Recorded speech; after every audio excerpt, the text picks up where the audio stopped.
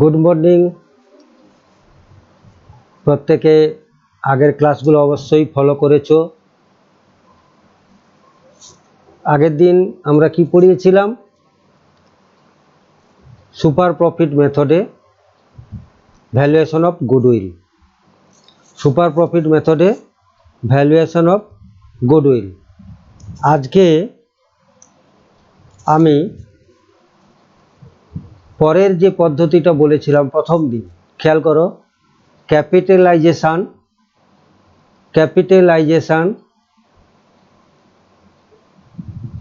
Method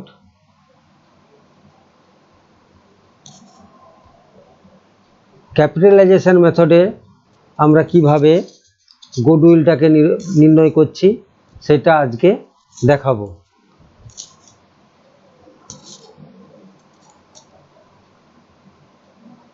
प्रथमे आमरा देखो এই पद्धतिते आगेर मतोई कारबारेर अतीत अर्जित बा प्रकृत मुनाफाटा बा निर्णय करे नेब। तार माने एक्चुअल आर्न प्रफिटटाके ठीक करलाम। ताहले प्रत्येकटा अंकेर क्षेत्रे एक्चुअल आर्न प्रफिटटाके प्रथमे ठीक करते हय लास्ट यारगुलो। एबारे आगेई शिखेछि आमरा कि शिखेछि ठीक आगेर दिनই যেটা করিয়েছিলাম অতি মুনাফা বের করানো। অতি মুনাফা বের করতে হবে।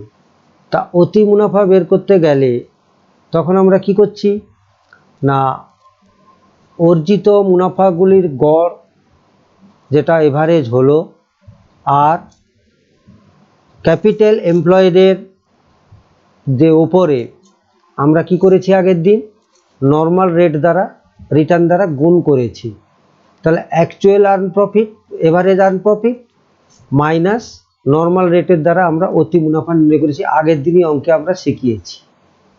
তাহলে আজকে যেটা হচ্ছে মূলধনায়ন পদ্ধতিতে আমরা এটাকে সেই অতি মুনাফা বা গড় এই যে দুটো জিনিস বলা আছে দেখো গড় মুনাফার মূলধনায়ন পদ্ধতি আর অতি মুনাফার মূলধনায়ন পদ্ধতি।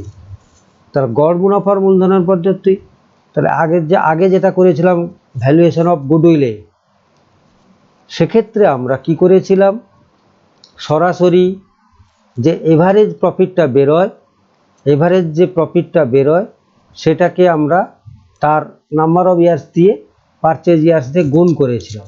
আজকে কি করছি গড় মুনাফার মূলধনায়ন পদ্ধতিতে কি করছি না যে এভারেজ প্রফিটটা বেরোবে বা বের হলো সেটাকে আমরা কিভাবে মূলধনায়ন করব সেটা পরে বলছি। আর অতি মুনাফার মূলধনায়ন কিভাবে তার প্রথমে এক একটা করে আমরা আলোচনা করি।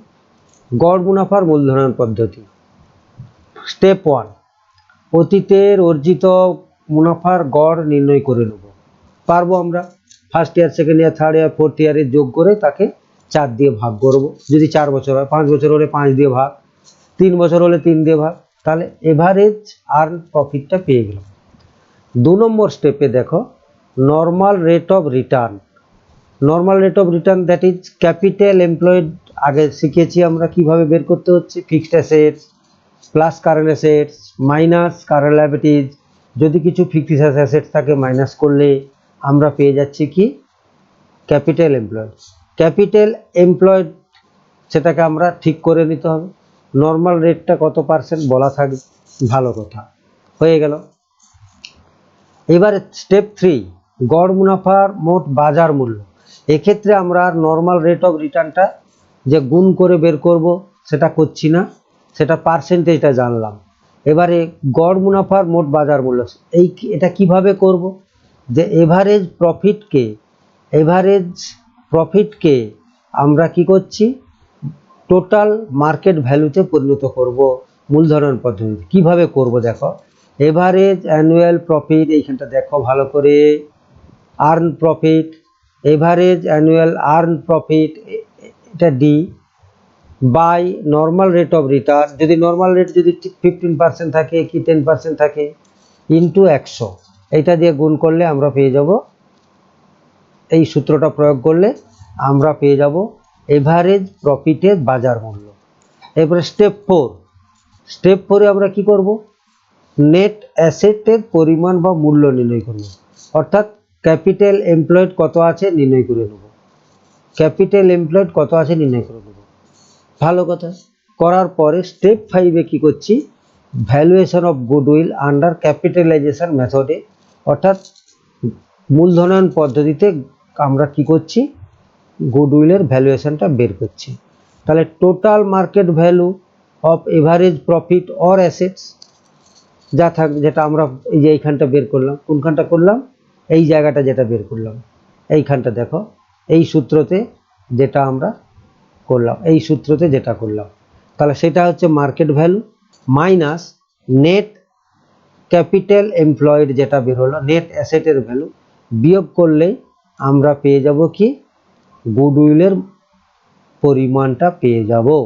তাহলে এখানে কি হলো, তাহলে আগের যে গড় মুনাফার ভিত্তিতে আমরা করেছিলাম তার সঙ্গে একটু তফাৎ কি না, গড় মুনাফার বের করানোর পরে তাকে মূলধনায়ন করব কি করে না, নর্মাল রেট অফ রিটার্ন দিয়ে ভাগ করে, নর্মাল রেট অফ রিটার্ন দিয়ে ভাগ করে average annual earn profit by normal rate of return into 100, এইটা নতুন জিনিস। আর আরেকটা আগের দিনে অঙ্কে আমরা শিখেছিলাম ক্যাপিটাল এমপ্লয়েডের পরিমাণ বের করতে, সেটা করে যেটা অতি মুনাফা করার সময় যেটা করেছিলাম, সেই ক্যাপিটাল এমপ্লয়েড বের করলাম।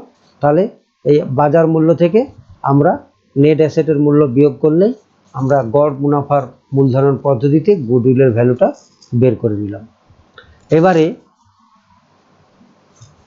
এবারে আমরা দেখব স্টেপ, এই যে দেখো নেট ক্যাপিটাল নির্ণয় করলাম, সুনামের মূল্য, তাহলে মোট বাজার মূল্য বিযুক্ত নেট সম্পত্তির মূল্য, যেটা আমি এতক্ষণ বললাম সেটা এইটা। তাহলে কিভাবে আমরা গুডউইলটা বের করলাম। এবারে দেখব আমরা অতি মুনাফার মূলধনায়ন পদ্ধতি, অর্থাৎ সুপার প্রফিট মেথডে কিভাবে করব। তা সুপার প্রফিট কিভাবে করব আমরা আগে, মানে এর আগের ক্লাসে দেখিয়েছি। প্রথমে অর্জিত গড় মুনাফার নির্ণয় করে নিলাম, এটা সবাই জানো। স্বাভাবিক আয় অর্জনের হার অঙ্কে বলা থাকে, সেটা আমরা জেনে নিয়েছি যে 15% কি 10% কি 8%, যাই হোক, এটা কিছু বলা থাকবে। সেটাকে আমরা ক্যাপিটাল এমপ্লয়েড দিয়ে সেটা গুণ করি, ক্যাপিটাল এমপ্লয়েডে যতটা হবে তাকে দিয়ে গুণ করলে তার একটা মূল্য বেরোলো, স্বাভাবিক আয় অর্জন কত। তাহলে সেক্ষেত্রে অতি মুনাফাটা কিভাবে না, এভারেজ প্রফিট, আর্ন প্রফিট বা অ্যাকচুয়াল প্রফিট বা maintainable profit minus normal rate of return বিয়োগ করলেই আমরা অতি মুনাফা পেয়ে যাব। আগের যে অঙ্ক সেইভাবেই করলাম। এবারে সুনামের মূল্য কিভাবে করব না, সুনামের মূল্য এখানটা একটু অন্যরকম। কি না, বার্ষিক যে অতি মুনাফাটা বেরোলো সেখানে গড় মুনাফা বেরিয়েছিল, তা এখানে কি হচ্ছে না, বার্ষিক অতি মুনাফা সুপার প্রফিট বাই স্বাভাবিক আয় অর্জনের হার। তাহলে স্বাভাবিক আয় অর্জনের হারকে আমি এখানে দুবার কাজে লাগছে। একবার আমাদের লাগছে স্বাভাবিক আয় অর্জনের হারে, সেক্ষেত্রে net capital employed into normal rate of return করে আমরা অ্যাকচুয়ালি আমরা কত প্রফিট পেতে আর্ন করতে পারি, সেটা একটা বাজারের ঝুঁকি প্রকৃতি ইত্যাদি অনুসারে সেটা আমরা একটা বিয়োগ করার ক্ষেত্রে একবার কাজে লাগছে সুপার প্রফিট নির্ণয় করার ক্ষেত্রে। দ্বিতীয়বার সুনামের মূল্য নির্ণয় করার ক্ষেত্রে লাগছে বার্ষিক অতি মুনাফা বাই স্বাভাবিক অর্জনের হার ইন্টু 100। এইটা হলো ভ্যালুয়েশন অফ গুডউইল বের করানোর অতি মুনাফা ভিত্তিতে। এই ক্যাপিটাল মানে এমপ্লয়েড, ভুল বলছি, মানে অতি মুনাফার পরিমাণ মূলধনায়ন পদ্ধতিতে আমরা যেটা বের করব সেটা এটা। তাহলে প্রথমেই আমরা স্টেপ 1, স্টেপ 2, স্টেপ 3 আগের দিনের ক্লাসে শিখেছি বা আগের অঙ্ক করার সময় শিখে নিয়েছি। আর শুধু এখানে নতুন এইটা অতি মুনাফা, বার্ষিক অতি মুনাফা বাই স্বাভাবিক আয় অর্জনের হার ইন্টু 100। এবারে আমরা একটা উদাহরণ দিয়ে দেখাতে পারি। অমল, বিমল, কমল পার্টনার্স 3 to 1, তারা ওয়ান্টেড, মানে এটা রেশিও, চেঞ্জ দেয়ার প্রফিট শেয়ারিং রেশিও ভ্যালুড করতে চাইছে 5 বছরের। এই যে দেখো এখানে 5 বছরের দেওয়া আছে, 1 2 3 4 5 বছরের লাস্ট 5 ইয়ার্সের প্রফিট দেওয়া আছে। এবারে normal rate of return market capitalization rate, অর্থাৎ মার্কেট বাজার মূল্য করেই দেওয়া আছে, নর্মালকে 12.5%। এবারে total value of asset excluding goodwill, আমরা জানি যে ভ্যালু অফ অ্যাসেট গুডউইল বিয়োগ করতে হতো 8,50,000। টোটাল আউটসাইড লায়াবিলিটিজ আমরা outside fixed asset plus current assets minus outside liabilities করি। তো আউটসাইড লাইবিলিটি এখানে 2,50,000 বলেই দেওয়া আছে। তাহলে আমরা কিভাবে করব?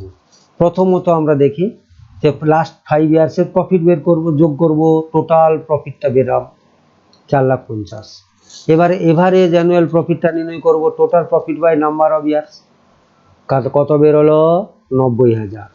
এবারে value of total assets, value of total assets of the firm under capitalization method, value of total assets. তাহলে আমরা কি করেছিলাম? এভারেজ প্রফিটকে মার্কেটাইজ ভ্যালু করতে বা বাজার মূল্যে পরিণত করলে কি করেছিলাম? আগে দেখো এখানে কি করে গেছিলাম, বলে গেছিলাম।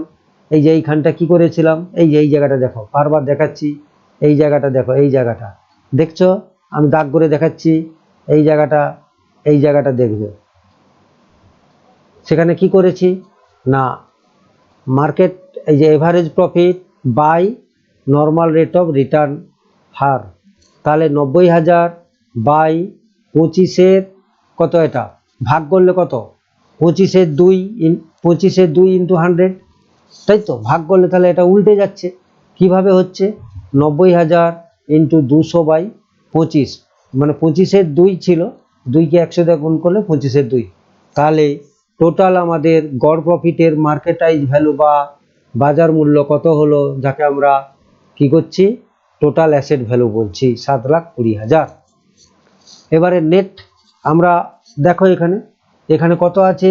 Total asset 8,50,000, outside 2.5 lakh. তাহলে 8,50,000 থেকে 8,50,000 থেকে আমরা 2,50,000 বিয়োগ করলে নেট অ্যাসেট ভ্যালু কত পেলাম? 6 লাখ। 6 লাখ। তাহলে সূত্রে কি বলা ছিল? বারবার কত চলে যাই আমরা, সূত্রে কি বলা ছিল? সূত্রে বলা ছিল ভ্যালু অফ গুডউইলে আন্ডার ক্যাপিটালাইজেশন মেথডে কি বলা ছিল? Total market value of average profit, যাকে আমরা বলছি total value of market value of assets, বলছি বিযুক্ত ভ্যালু অফ নিড অ্যাসেটস। তাহলে আমরা অঙ্কে তাহলে এখানে আমরা প্রয়োগ করে ফেলি। তাহলে 7,20,000, 7,20,000 বিযুক্ত নেট অ্যাসেটের ভ্যালু কত, নেট ক্যাপিটাল এমপ্লয়েড কত? 6 লাখ। 6 লাখ। তাহলে আমাদের কত বেরোলো? 1,20,000 বেরিয়ে গেল, 1,20,000 বেরিয়ে গেল। এইটা হলো value of goodwill under capitalization of annual profit method. এবারে সুপার প্রফিট মেথডে, তাহলে সুপার প্রফিট মেথডে আমরা এই 90,000 টাকাটা লাগছে কাজে, এখানে 90,000 টাকাটা কাজে লাগছে, এটা আমাদের আগেই বের করেছি। আমি বলেছি স্টেপ 1 আগের মতোই। দ্বিতীয় নম্বর নেট অ্যাসেট ভ্যালু আর ক্যাপিটাল এমপ্লয়েড, এইখানে দেখো আমি বলেছি স্টেপ 2 স্বাভাবিক আয় অর্জনের হার। স্বাভাবিক আয় অর্জনের হার কত ছিল অঙ্কে? অঙ্কে ছিল 12.5% ছিল। তাহলে আমরা নেট অ্যাসেট ভ্যালুটা এখানেই বের করছি, প্রথম স্টেপে 6 লাখ বের করেছি। এইখানে দেখো ভালো করে, এই যে নেট অ্যাসেট ভ্যালু 6 লাখ বের করেছি, এই দাগ করে দেখাচ্ছি আমি, এই যে দেখো, দেখো ভালো করে, এইটা। তাহলে 6 লাখ, 6 লাখ টাকাকে আমরা কি করব? নর্মাল রেট দিয়ে গুণ করব। এই যে নর্মাল রেট দিয়ে গুণ করলে তাহলে আমাদের বেরোলো কত? Normal rate of return 75,000। তাহলে অতি মুনাফার সূত্র কি না, অতি মুনাফার সূত্র হলো গড় প্রফিট অর্থাৎ গড় এভারেজ আর্ন প্রফিট বিযুক্ত নর্মাল রেট অফ রিটার্ন। তাহলে 90,000 বিযুক্ত 75,000 সমান 15,000। বোঝা গেল? তাহলে সুপার প্রফিট হয়ে গেল 15,000। এবারে সূত্রে কি বলা ছিল দেখো, তাড়াতাড়ি দেখে নাও। সূত্র বলা ছিল যে সুনামের মূল্য হবে বার্ষিক অতি মুনাফা বাই স্বাভাবিক আয় অর্জনের হার ইন্টু 100।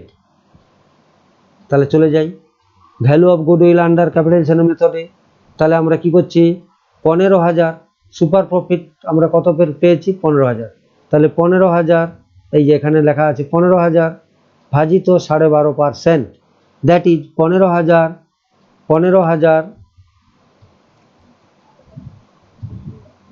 ভাজিত 25/200 সমান 15,000 গুণিত 200/25 সমান 1,20,000। 1,20,000 বোঝা গেল? তাহলে 1,20,000 বেরিয়ে গেল। তাহলে আমাদের এখানে দেখতে পাচ্ছি যে এভারেজ মেথডে যেটা বেরিয়েছিল গড় বার্ষিক মুনাফা মানে মূলধনের পদ্ধতিতে 1,20,000, আর আমাদের সুপার প্রফিট মেথডেও 1,20,000 মূলধনের পদ্ধতিতে বেরিয়েছে। এবারে আমরা যদি আরেকটা প্রবলেমে চলে যাই, আমরা যদি প্রবলেমে যাই তাহলে কি দেখব, find out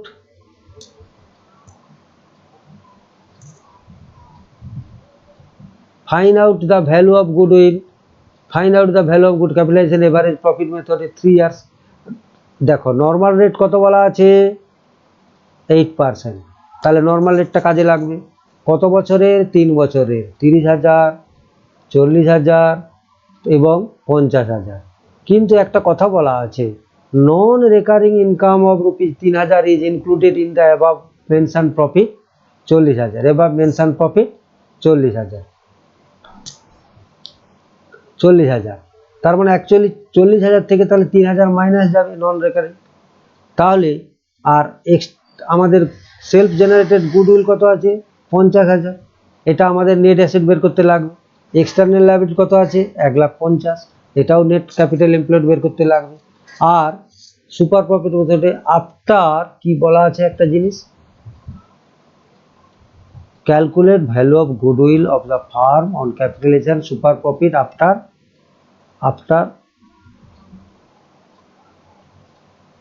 after considering 2% as fair compensation for the risk involved। তার মানে অ্যাকচুয়ালি আমাদের যে নর্মাল রেট অফ রিটার্ন বা নর্মাল রেট অফ যে রিস্কটা, দুটোকে একটা এর আগের অঙ্কে আমি দেখিয়েছিলাম বা বলেও ছিলাম যে দুটো ব্যাপার থাকে, একটা রিস্ক ফ্রি রিটার্ন, একটা আছে রিস্ক ফ্রি রিটার্ন 8% আর উইথ রিস্ক রিটার্ন 2%। তাহলে টোটাল আমাদের কত হলো, টোটাল রিটার্নের রিস্ক কত হলো না 8 + 2 = 10%। ঠিক আছে, এটা বুঝে নিলাম। এবার আমরা অ্যাকচুয়াল প্রফিট কত হচ্ছে, ক্যাপিটাল এমপ্লয়েড কত হচ্ছে দেখো, তাহলে total tangible asset minus goodwill minus external liability, তাহলে ট্যানজিবল অ্যাসেট কত, ভালো করে খেয়াল করে দেখে নাও, এখানে 5 লাখ, 5 লাখ বিযুক্ত 50,000, তাহলে এটা আমাদের হচ্ছে টোটাল ট্যানজিবল অ্যাসেট বেরোবে 5 লাখ বিযুক্ত 50,000 বিযুক্ত external liability, that is 3 lakh বেরোলো ক্যাপিটাল এমপ্লয়েড বা নেট অ্যাসেট ভ্যালু। খুব ভালো কথা। এবারে নর্মাল প্রফিট কত, নর্মাল প্রফিট তাহলে আমাদের 30,000, 40,000 বিযুক্ত 3,000, তাহলে 30,000 যুক্ত 40,000 যুক্ত 3,000 যুক্ত 50,000 সমান 1,17,000। ক বছর, 3 বছর, 3 দিয়ে ভাগ করছি। এভারেজ প্রফিট কত বের করলাম, 39,000। এভারেজ প্রফিট কত বের করলাম, 39,000। বেশ, এবারে ক্যাপিটালাইজ ভ্যালু অফ বিজনেস, তাহলে এভারেজ নর্মাল প্রফিট ইন্টু মানে ভাজিত normal rate of return into 100, তার মানে 100 by normal rate of return, that is 39,000। এইটা দেখো 100 বাই 10 সমান 3,90,000। এইটা হচ্ছে ভ্যালু অফ গুডউইল, মানে এটা বেরোলো আমাদের ক্যাপিটালাইজ ভ্যালু বিজনেসের, ক্যাপিটালাইজড ভ্যালু অফ বিজনেস বা capitalise value of average profit. এবারে আমরা ভ্যালু অফ গুডউইলটা বের করব। তাহলে ভ্যালু অফ গুডউইল কি হবে না, ভ্যালু অফ গুডউইলটা হবে যে এই 3,90,000 অর্থাৎ এইটা বিযুক্ত নেট অ্যাসেটের ভ্যালু 3 লাখ, এইটা সমান 90,000। কত বেরোলো, 90,000। ভালো। সুপার প্রফিট মেথডে কত হবে, তাহলে সুপার প্রফিট মেথডে আমাদের দুটো কাজে লাগছে। এক, এই নেট ক্যাপিটাল এমপ্লয়েডে 3 লাখের উপরে কত পার্সেন্ট, 10% করলে আমরা নর্মাল রেট অফ রিটার্ন বা টোটাল রিটার্নটা পাবো, সেটাই যে এখানে করেছি আমরা। খেয়াল করে দেখো, 10% অফ 30,000, 3 লাখ, 10% অফ 10 লাখ সমান 30,000। এইটা হচ্ছে আমাদের, এটা হচ্ছে normal rate of return. Normal rate of return না বলে এটা টোটাল রেট অফ রিটার্ন বলা যেতে পারে, কারণ এখানে একটা রিস্ক ফ্রি রিটার্ন আছে আর একটা উইথ রিস্ক রিটার্ন আছে। তাহলে টোটাল রিটার্ন হচ্ছে আমাদের 30,000। আর আমাদের এভারেজ প্রফিট কত, 39,000। তাহলে আমাদের সুপার প্রফিট কত, 39,000 বিযুক্ত 30,000 সমান 9,000। আমরা এবারে সুপার প্রফিট মেথডে কি করব, 9,000কে আমরা স্বাভাবিক রেট অফ রিটার্ন দিয়ে ভাগ করব। এটা সূত্র, এইটা সূত্র বলা আছে। তাহলে 9,000 ভাজিত 10%, দ্যাট ইজ, তাহলে কি হবে, গুণ করলে কি হবে, 100 বাই 10, 100 বাই 10 হবে তো। তাহলে 9,000 গুণিত 100 বাই 10 সমান 90,000। 90,000 বেরিয়ে গেল। তাহলে আমাদের প্রথমটা আমাদের কি বেরিয়েছিল, এভারেজ মেথডেও 90,000 আর এখানে সুপার প্রফিট মেথডও 90,000 বেরোলো। কিন্তু পরের অঙ্কে যদি আমরা যাই,